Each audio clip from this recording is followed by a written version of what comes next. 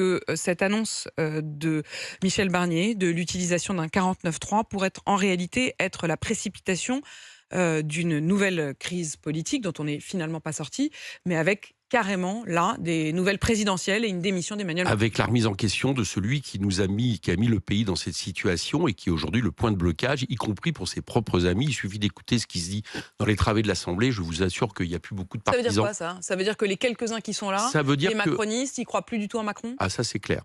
Ça c'est sûr. Et d'ailleurs, la preuve, c'est que tout est désert. Ils ne croient ni en Barnier, ils ne sont pas unis autour de Michel Barnier, et ils ne croient pas en Macron. Ça fait beaucoup.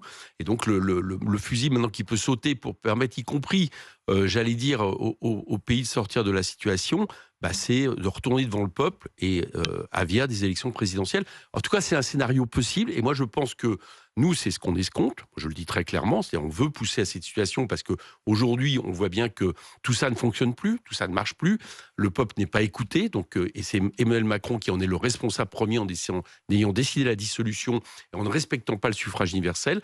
Donc, à un moment donné, s'il doit y avoir un retour devant le peuple, c'est les présidentielles. Ce n'est pas, par exemple, la question d'une législative. De toute façon, elle ne peut pas avoir lieu avant un an.